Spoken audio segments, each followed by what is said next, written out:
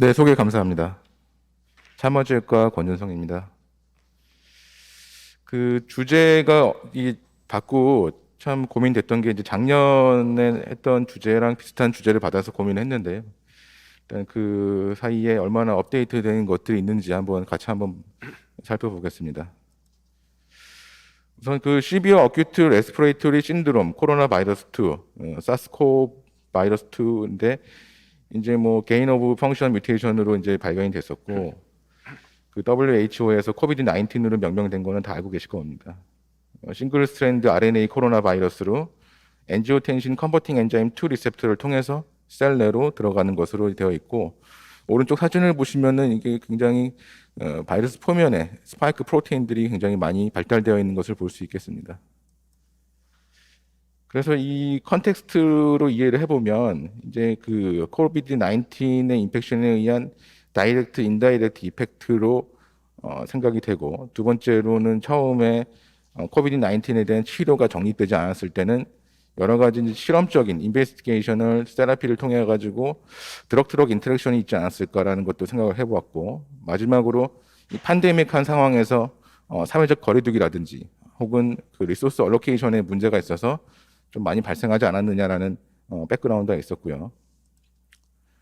그 특징적으로는 풀모너리 마이크로베스큘라 코아귤로패시가 있는데 초반에 그 코비드 19 어토피 시리즈에서는 약 50%까지 발표가 되었습니다. 인트라베스큘라 피브린 디파짓이 보이고 있고 마이크로 스럼바이 포메이션을 특징으로 하고 있습니다. 그래서 이제 이런 이제 패소제네시스가 어떤 건지에 대해서 논문들이 쭉 나오기 시작하는데 초반에 나왔던 논문 중에서는 그 란셋 헤마톨로지에서 나왔었는데 원래는 ACE2 이니비 그 리셉터에 엔지오텐신 2가 이제 바인딩을 해가지고 엔지오텐신 1-7까지 이제 디그라데이션이 되고 니트릴 옥사이드가 이제 발생이 되는데 코비드 19 인펙션 된 거에서는 이런 것들이 이제 없기 때문에 바스 컨트리션이라든지 아니면 이제 폰 윌리분 브랜드 팩터가 많이 발현이 되면서 스럼보시스가 많이 생성이 됐었다. 또 다른 연구에서는 이제 클로틴 캐스케이드 업노멀리티가 중요하다라는 내용으로 발표를 했었고 결국에는 디크리즈드 피브리노라시스가 코아굴레이션을 증가시킨다는 뭐 발표도 있었습니다. 또 다른 모델에서는 이제 컴플리멘트 액티베이션이 중요한 역할을 한다라는 논문을 발표한 것도 있었고요. 그 다음 비슷한 논문인데 코비드 19의 스파이크 글라이코 프로테인이 렁에서 많이 발현이 된다. 컴플리먼트 컴포넌트하고 코 로컬라이제이션이 된다는 그런 내용의 논문을 발표한 것도 있었습니다. 또 이제 이뮤노스럼보시스라는 텀을 사용해서 멤브레인 어택 컴플렉스, 터미널 컴플리먼트 컴플렉스가 인플라메이션, 컴플리먼트 액티베이션, 뉴트로필 익스트라셀룰라 트랩 같은 여러 가지 스럼보스를 일으키는데 관여를 한다는 그런 보고도 있었습니다. 그래서 결국에는 이제 종합을 해보면 이 이제 버서스트라이너들을 볼 수가 있겠고, 그래서 프로스럼보틱 체인지가 그다음에 엔도셀룰러 디스펑션, 서큘레이터리 스테이시스 이 세 가지로 정리를 할 수 있겠고요. 그래서 헤파틱 프로덕션이 증가하고 그다음에 플라스미노겐 액티베이터 이미터 1이 피브리노라이시스를 감소시켜서 블러드 크로스를 증가시키고 결국에는 그 ACE2 혹은 엔지오텐신 2 이런 것들이 플레이틀렛 액티베이션을 시켜가지고 클로스 스트렝스라든지 플레이틀렛 컨트리뷰션을 증가시키는 그런 프로스럼보틱 체인지를 볼 수가 있겠고 아까 얘기했던 그 바이러스 표면에 스파이크 프로테인들이 결국에는 엔도셀리얼 인저리를 줄 수 있고 그러면서 엔도셀리얼 인플라메이터리 리스판스가 일어나고 티슈 하이폭시아가 같이 일어나는 엔도셀리얼 디스펑션 그다음에 이 피브리노젠 레벨이 증가하면서 서큘레이터리 스테이시스가 일어나고 또한 환자들이 이제 모빌리티 환자들이 좀 그런 라이프 스타일이 굉장히 제한되고 베드레스트가 좀 길어지고 이러면서 서큘레이터리 스테이시스가 일어나서 결과적으로 스럼보시스가 증가한다는 그런 내용으로 이해를 할 수 있겠습니다. 그다음에 인시던스를 보면 초반에 나왔던 이런 논문들은 다 대부분 2019년에 코비드 19에 대한 내용이고 풀모너리 엠볼리즘 같은 경우에는 약 16.5%까지, DVT는 14.8%까지 보고를 했었고요.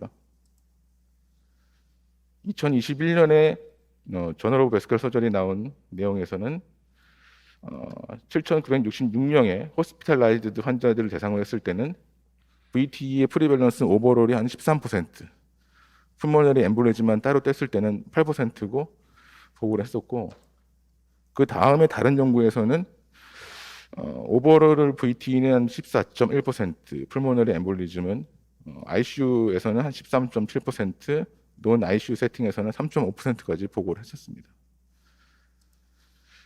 이거는 이제 최근에 나온 내용인데, 스웨덴에서 이제 그 코비드 19 환자들에 대해서 얼마만큼 그 리스크가 있는지를 본 건데, 롱텀으로 180일까지 팔로우업 해본 결과 DVT는 약 70일까지 굉장히 좀 높게 측정이 됐었고, 풀모너리 엠볼리즘은 한 110일까지, 그다음에 블리딩은 한 60일까지는 굉장히 뭐 인시던스 레이트가 굉장히 높은 것으로 보고가 됐었습니다.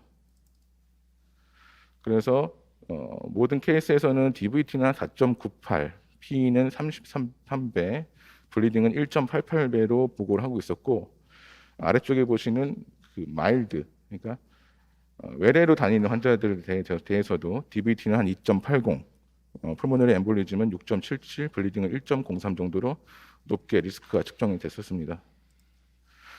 최근에 제일 궁금한 거는 이제 오미크론 변이에 대한 궁금한 건데, 이런 이제 오미크론 코비드 19의 변이 그 서브타입에 대해서 따로따로 뭐 보고하는 것은 없지만 익스퍼트 어피니언들이 좀 있어서 가져왔고요.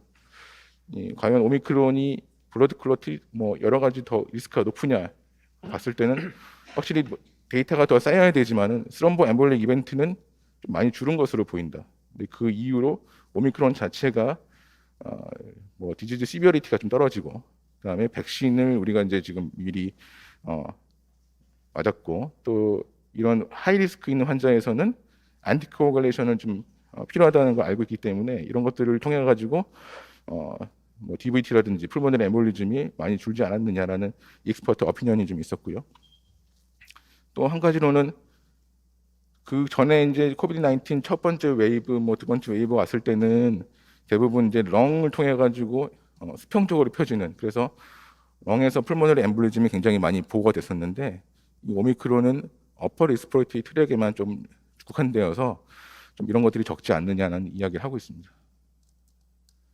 정리를 하면 이제 코비드 19은 뭐 코아글로 패시를 일으키는 건 있는데, 뭐 여러 가지 이제 스롬보틱, 마이크로베스큘러 컴플리케이션을 같이 일으키고, 이거의 뭐 패소제네시스를 보면 아까 말씀드렸던 버셔스 트라이어드로 이해를 하면 될 것 같고, 프리밸런스는 뭐 오미크론에 대한 보고는 아니지만 대체적으로 한 13에서 16% 정도로 이해를 하면 될 것 같습니다. 이런 리스크는 DVT는 한 3개월, 풀모너리 엠볼리즘은 6개월까지도 리스크가 좀 증가하는 것으로 좀 생각을 할 수 있겠습니다. 이거는 이제 그 국내에서 이제 얘기를 한 건데, 우리가 어떤 코비드 이 백신에 맞고 나서 스럼보 엠볼릭 이벤트가 생기는 거에 대해 가지고 그런 백그라운드 데이터를 미리 만든 것입니다. 그래서 2006년부터 2020년까지 DVT, 뭐 인트라크레니얼 스럼보